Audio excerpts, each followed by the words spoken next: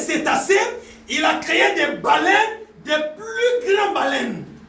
Alléluia. Amen. Et tout ça, Dieu voulait que les humains qui vivent sur la terre avoir une image de sa puissance. Amen. Alléluia. Amen. Juste à cause de la fourmi que tu peux voir. Donc ça dit que tu regardes un tout petit animal, très petit là, qui marche, qui a la vie. Si tu prends des lunettes qui avaient des myopies, quand tu regardes comme ça, tu verras que ce petit animal a la vie en lui. Amen, hein? Amen. Tu regardes les lions ou les chiens, a la vie en lui. Tu regardes l'éléphant, a la vie en lui. Bien-aimé, cela ne doit que te dépasser. Amen. Tu dois comprendre la grandeur, la puissance de la personne qui a créé ça. Amen. Tu prends les grains de la terre. Un petit grain de la terre, tu regardes, toute petite là. Tu déposes ici. Et tu regardes de loin, tu vois des rochers. Et ça, alléluia. Et tu regardes encore là-bas, tu vois une grande montagne, la colline. Tu regardes de l'autre côté, on te fait voir l'image de la planète Terre. Et en dehors des 9 planètes que nous avons, la géographie nous dit que nous avons encore plus de 900 planètes. Yes. Et quand tu regardes très bien, tu dois comprendre la puissance de ces dieux. Tu dois connaître ces dieux. Parce que nous sommes en train de parler de la connaissance de Dieu. Nous parlons que nous connaissons Dieu, mais en fait nous ne le connaissons pas. Tu peux te dire que je connais Dieu, mais en réalité, frère, tu ne connais pas Dieu. Nous ne connaissons pas Dieu.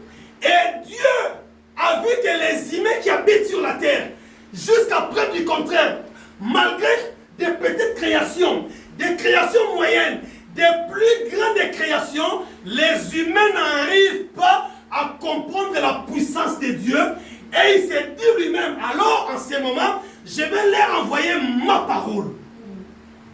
Pour que les humains comprennent qui est-ce que je suis. Et Dieu a envoyé la parole. Avant que la parole ne soit écrite dans un livre que nous appelons la Bible, Dieu a d'abord envoyé des grands patriarches. Il a envoyé ses grands serviteurs. Il a envoyé des prophètes.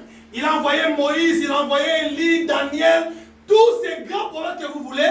Mais la Bible dit que nos pères ont toujours résisté. Alléluia. Amen. Ont toujours résisté. On va lire. Et après moi, 2 Pierre. 2 Pierre 1, verset 21. 2 Pierre 1, verset 21. Dieu a compris que les humains, jusqu'à preuve du contraire, ne me connaissent pas. Quelqu'un est avec moi? Amen. Dieu a compris que les humains, jusqu'à preuve du contraire, ne me connaissent pas. Malgré tout ce que j'ai fait, j'ai créé des sources, j'ai créé des fleuves, j'ai créé des affluents, j'ai créé des mers, j'ai créé des océans. Malgré tout ce que j'ai créé, les humains n'arrivent pas à connaître quelle est la puissance de ces dieux. Alors il dit, je vais envoyer la parole. Et cette parole qu'il a envoyée, il ne l'a pas envoyée à n'importe qui. La Bible dit, là où la grande livre, car ce n'est pas par une volonté d'homme qu'une prophétie a jamais été apportée. Mais c'est poussé par le Saint-Esprit que les hommes ont parlé. Que les hommes ont parlé de la part de Dieu. Ça dit que Dieu ne veut pas descendre. Il dit je ne descends pas. J'ai beaucoup créé, les gens ne me comprennent pas. J'ai créé des petites, des grandes et des plus grandes, les gens ne me comprennent pas. Alors maintenant, je ne descendrai pas toujours, mais je vais utiliser quelques-uns parmi eux. Et la Bible dit, les hommes ont parlé de la part de Dieu. Noé a parlé de la part de Dieu. Arrêtez de boire, arrêtez les infamies, arrêtez les péchés. Les gens n'ont pas saisi la portée, la profondeur, la hauteur de la parole de Dieu. Les gens croyaient que Noé était animé comme eux. Effectivement, il était animé comme eux, mais en lui, il y avait la recommandation de Dieu. Amen. Amen, hein? Amen. En lui, il y avait la parole de Dieu. Ça dit que c'est Dieu qui l'a envoyé d'amener ces paroles. Amen. Parce que Noé était tout le temps avec eux. Cependant, il ne parlait pas comme il parlait ce jour-là. Moi, j'avais un ami, quand on grandissait, je crois, j'avais